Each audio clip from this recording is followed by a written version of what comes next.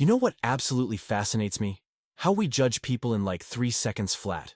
We see someone walking down the street, sitting in a coffee shop, standing in line at the grocery store, and boom, we think we know their entire life story. We make these instant assumptions based on what? Their clothes, their age, the way they walk, the car they drive, the neighborhood they live in. It's like we're all amateur detectives, but terrible ones. But man, are we wrong sometimes? So incredibly, embarrassingly wrong that it should humble every single one of us. I heard this story from my buddy Mike, who runs a shooting range outside Austin, Texas. And I'm telling you, this story completely blew my mind. It kept me awake that night, just thinking about the implications and what it means for how we see people. It's about this old guy who used to come into Mike's range every single week for almost 10 years. And nobody, I mean absolutely nobody, had any clue who he really was or what he'd done with his life. Picture this scene. You walk into a shooting range on a Thursday morning. There's this quiet old man standing in the corner, waiting patiently for his turn. Flannel shirt that's seen better days, worn blue jeans with patches on the knees, baseball cap so faded you can barely make out what it originally said. He's got this pronounced limp, moves real slow and deliberate, never makes eye contact with anyone, never strikes up conversations with the other shooters. Most people would take one look at this guy and think, okay, probably a retired mechanic, maybe an ex-trucker with too much time on his hands and a small pension. Right? Wrong. So, incredibly, mind-blowingly wrong, that it'll change how you look at every single person you encounter for the rest of your life. This story is about respect, about hidden heroes walking among us every day, and about how the most powerful, most dangerous, most accomplished people in any room are sometimes the ones saying absolutely nothing at all. And by the end of this story, I guarantee you're going to look at every stranger you pass on the street completely differently than you did before. Mike told me this story over beers one night, and I couldn't sleep afterward, because it made me realize something both terrifying and beautiful. How many living legends do we walk past every single day without having the slightest idea what they've done, what they've survived, what they've sacrificed for people like us? The answer is probably more than we could ever imagine. And that should change everything about how we treat strangers. So here's exactly what happened at that shooting range on one particular Thursday morning in March. And trust me, you are absolutely not ready for this revelation. Mike's shooting range is nothing fancy, but that's exactly why serious shooters love it. It's one of those places where people go to actually practice, not to pose for Instagram photos or show off to their friends. The walls are concrete block, painted that institutional green you see in government buildings. Fluorescent lights hang from the ceiling, buzzing slightly. The smell of gunpowder and cleaning solvents hangs in the air permanently. This is where people come when they understand firearms and respect the craft. Every Thursday morning, like absolute clockwork, this old man would walk through that front door. Mike said he'd been coming for almost 10 years, maybe longer. Same routine every single time. Sign the clipboard at the front desk with slow, deliberate handwriting, pay in cash, always exact change, never used a credit card, walk to lane 7 in the back corner, always lane 7, never any other lane.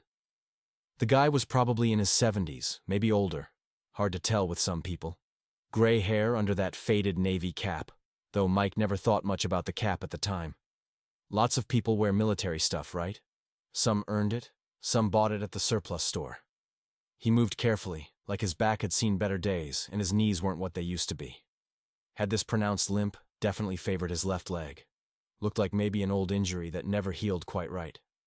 But here's what Mike started noticing over the years. The man never brought friends, never struck up conversations with other shooters, never asked for advice or offered any. Just nodded politely to the staff, did his thing, and left. 30 rounds. Every single visit. Never more. Never less. No fancy equipment. No custom modifications. Just a basic pistol and standard ammunition. Pack up his gear. Pay for his time. Walk out the door without a word. The younger guys at the range, they'd joke about him sometimes. Called him Pops, or the old-timer. Not mean-spirited. Just the way young men talk when they think they know everything about the world. They figured he was lonely, maybe reliving some fantasy from his youth, trying to feel tough again. Maybe compensating for something. Mike said the man's hands never shook, though. That caught his attention early on. 70-year-old hands, but steady as a surgeon's. And his stance. Mike's been around firearms his whole life, trained thousands of people. This guy's stance was textbook perfect, like it came from a manual. He stood like he'd done it 10,000 times, Mike told me. But not like a weekend shooter or a hobbyist. Like someone who'd bet his life on that stance. Still, nobody asked questions. That's the unwritten rule at shooting ranges. You mind your business, respect others' space. So for 10 years, this mystery man came and went. Just another regular. Until that Thursday in March when everything changed forever. So this particular Thursday, there's a young Navy SEAL recruit at the range. Kid named Danny, 22 years old, fresh out of basic training, thinks he knows everything about everything. You know the type, confident, maybe a little cocky, still has that new recruit energy where they're eager to prove themselves to everyone around them. Danny's there with some buddies, making noise, showing off their groupings to each other. They're not bad kids, just young and full of themselves. Talking loud, comparing techniques, the usual stuff you'd expect from military guys in their early 20s. That competitive spirit, you know? Always trying to one-up each other. Mike said Danny kept glancing over at the old man in lane 7. Maybe it was the contrast that caught his attention. These young hotshots with their tactical gear and brand new equipment versus this quiet, elderly guy who moved like he was underwater, taking his time with everything. Then something happened that changed everything. Danny's practicing magazine changes and speed reloads, trying to impress his buddies with how fast he can swap mags. But he's showing off a little too much, gets sloppy. And he fumbles his magazine. It hits the concrete floor with a metallic clang and rolls across the range toward lane 7. As Danny bends down to grab his magazine, he gets this close-up view of the old man's forearm. And that's when Danny freezes. Just completely stops moving. Like someone hit pause on his entire existence. Because there, partially hidden under the rolled-up sleeve of that faded flannel shirt, is a tattoo. Not some random design you'd get at a parlor downtown. This is military ink, and Danny knows the difference. Specifically, it's a trident. The kind Navy SEALs get. But not the modern version that current SEALs have. This is old school, the design they used decades ago. Now, Danny's young, but he's not stupid. He's been through SEAL training, he knows what that tattoo represents. More importantly, he knows you absolutely do not fake that ink. In the military community, stolen valor is the worst possible offense. You can disrespect a lot of things, but you don't fake service, and you especially don't fake being a SEAL. So if this old man has that tattoo, he earned it. But when? SEALs weren't even called SEALs until 1962, and the design on this guy's arm looked even older than that. We're talking Vietnam era, maybe earlier. The ink was faded, sun-bleached, but unmistakably real. Danny's mind is racing now. He's looking at this quiet old man with completely different eyes. Because if that tattoo is authentic, and everything about it screamed authentic, then Pops isn't just some retired mechanic or lonely old man killing time. He's a ghost, a legend. Someone who did things that never made it into history books, in places that officially don't exist. Danny doesn't say anything in that moment, but everything about his body language changes. Mike noticed it immediately. The kid went from casual and cocky to laser-focused and respectful in about 2 seconds flat. He started paying attention to details he'd completely missed before. Studying this old man like he was trying to solve a puzzle. The way the old man loads his magazine. Not careful like someone being cautious, but efficient like someone who's done it under pressure thousands of times. There's no wasted motion, no hesitation. Every movement is deliberate and practiced. The way he clears weapon malfunctions, and Danny watches him deliberately induce a few just to see how he handles them. No panic, no fumbling around. Pure muscle memory taking over. Like his hands know what to do before his brain even registers the problem. Most telling of all, his groupings. Danny's a trained SEAL recruit, supposedly elite, right? He's been through some of the toughest training in the world. His best groups at 25 yards might have a 3-inch spread on a really good day when everything's going perfect. This old man, every single shot within a 2-inch circle, consistently. Shot after shot, week after week, for 10 years according to Mike. Not lucky shots, not occasionally, every single time. Mike told me Danny started asking subtle questions after that. Hey Mike, that old guy's pretty good with that pistol. Where'd he learn to shoot like that? Mike just shrugged. Never asked. He pays his fees. He's safe on the range. He's polite to everyone. That's all I need to know about any customer. But Danny couldn't let it go. This was eating at him. The next week he shows up early, hoping to catch the old man arriving. Sure enough, 7 a.m. sharp, there he is. Same truck, same limp, same quiet routine. Danny positions himself where he can observe without being obvious about it.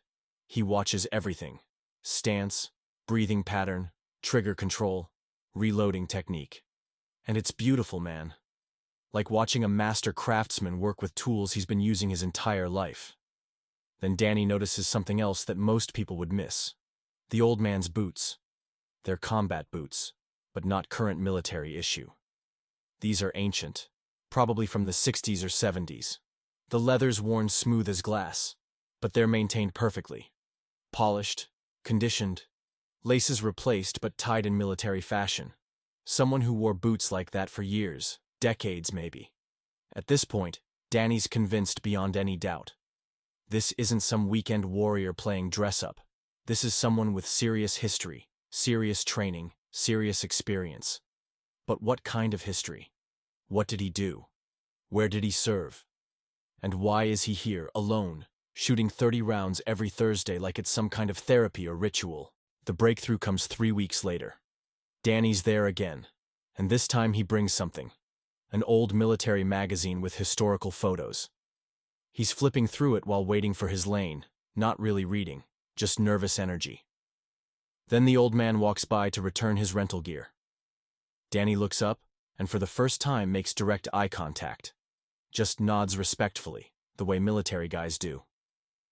The old man nods back, then glances at the magazine. His eyes stop on a particular photo, black and white image from Vietnam, group of sailors on a beach. Danny notices the pause and turns the magazine around. Vietnam SEALs, he says. These guys were incredible. Most people don't even know what they did back then. The old man stares at that photo for maybe 10 seconds. Then he points to one figure in the background, barely visible, face obscured by shadows. That's me, he says quietly. Danny's jaw hits the floor. He looks at the photo, then at the old man, then back at the photo. The build matches, the posture. Even with the shadows and decades between then and now, there's something familiar. What team? Danny asks, his voice barely a whisper. SEAL Team 2, 1968 to 1975. Danny knows his history. SEAL Team 2 in Vietnam wasn't doing normal operations. They were deep in enemy territory, classified missions that still aren't fully declassified. These were the guys who went where no one else could go. How many tours? Danny asks. 4. The old man's voice is steady, matter of fact. Mekong Delta, mostly. Some cross-border work. Danny's mind is blown. Cross-border work in Vietnam meant Cambodia, Laos. Places Americans weren't supposed to be. The most dangerous missions possible.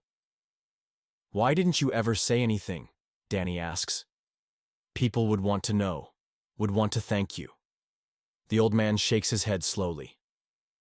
Did it for my teammates, not for thanks. Half of them didn't come home. Don't need parades when you're still carrying their memory. And that's when it hits Danny. This man isn't shooting for sport or nostalgia. He's shooting for remembrance. 30 rounds every Thursday. Maybe one for each man he lost, each mission that went wrong, each brother who never made it home. The greatest SEAL most people never heard of, honoring his fallen teammates in the only way he knew how. Silence. Why didn't you ever say anything? Danny asks, emotion in his voice. People would want to know. People would want to thank you. The old man shakes his head slowly. Did it for my teammates, not for thanks. Half of them didn't come home. Don't need parades when you're still carrying their memory. And that's when it hits Danny. This man isn't shooting for sport or nostalgia. He's shooting for remembrance. 30 rounds every Thursday. Maybe one for each man he lost, Each mission that went wrong, each brother who never made it home. Word spreads fast in military communities, but not the way you might think. Danny doesn't blast it on social media. Military guys don't do that. There's a code, a respect for these revelations. But he quietly tells Mike, and Mike tells a few trusted regulars. Within a week, the atmosphere at the range completely changes. Not dramatically, but noticeably to anyone paying attention. People stop joking about pops. When the old man walks to lane 7, conversations get quieter. Not out of fear, but respect. Because now they understand what they're in the presence of. Living history. A man who sacrificed everything and asked for nothing. Mike said older veterans started showing up on Thursdays. Not to bother the man or ask for stories, but just to be there. Silent acknowledgement between warriors who understand what service really means. One Thursday, a Vietnam-era Marine shows up. Sits 3 lanes down, doesn't say a word. Just shoots his rounds.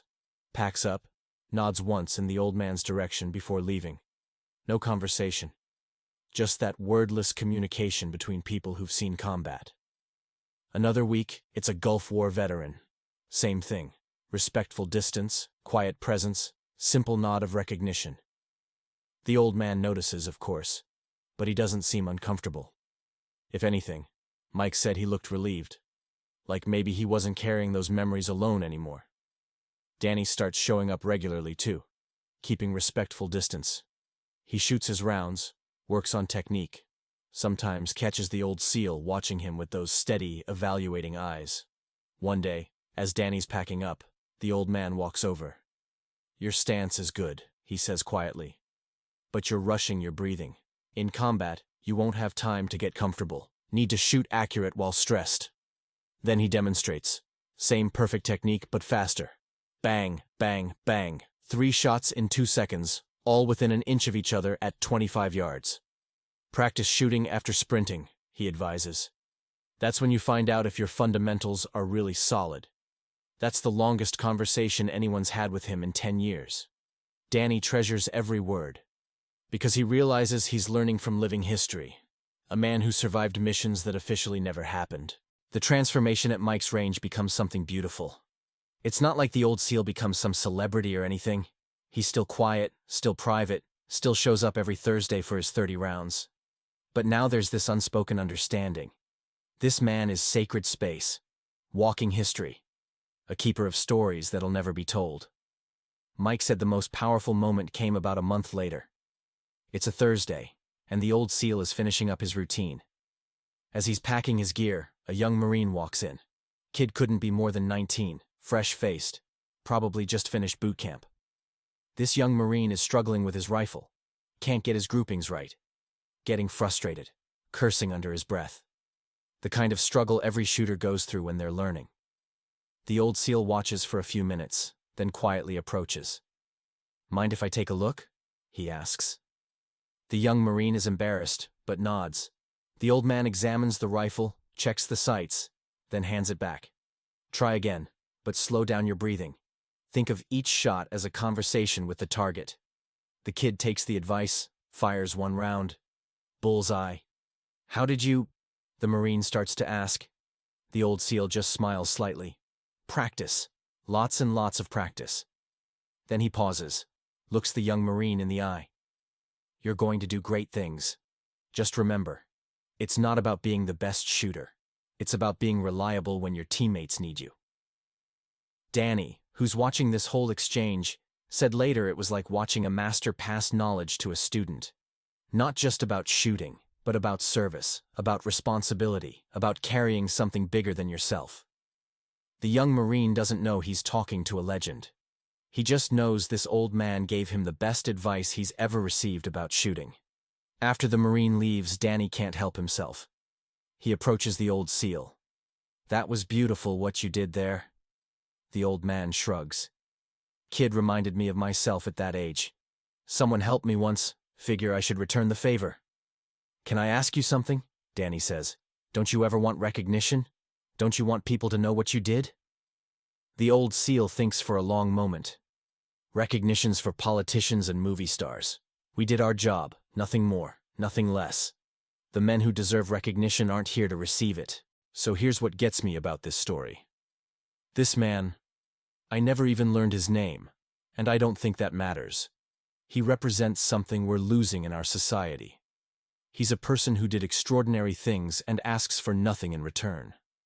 He carried unimaginable responsibility, survived unthinkable situations, and his reward is anonymity. By choice. Think about that. In our Instagram world, where people post their breakfast and expect applause, this man fought in secret wars, saved lives, served his country in ways we'll never fully understand, and his biggest wish is to be left alone with his memories and his 30 rounds every Thursday. Mike told me the range is different now, not just because people know about the old SEAL, but because his presence changed how everyone approaches the sport. There's more respect, more focus, less ego. People understand they're not just shooting targets. They're practicing a skill that warriors have depended on for generations. Danny's become a better SEAL because of those few conversations. That young Marine probably became a better Marine, and none of it required speeches or ceremonies or social media posts. Just quiet competence and shared wisdom. You know what this teaches me? Look around you. Right now, wherever you are, there are people with incredible stories. The barista who served in Afghanistan, the Uber driver who was a paramedic for 20 years, the quiet neighbor who once saved someone's life. We live in a world of hidden heroes, and most of the time, we're too busy with our phones to notice. That old SEAL is still out there, probably shooting his 30 rounds every Thursday, still honoring his fallen teammates, still carrying stories that'll never make it into history books. And you know what? That's exactly how he wants it. But now you know. And next time you see someone quiet, someone who doesn't seek attention, someone who just does their thing with dignity and skill, maybe give them a second look. Because legends don't always announce themselves. Sometimes they just show up every Thursday, shoot 30 rounds, and remind us what real strength looks like. Thanks for listening. If this story meant something to you, share it. Hit subscribe. And next week, I'll tell you about another hidden hero who'll change how you see the world. Until then, look closer. The most incredible people are often hiding in plain sight.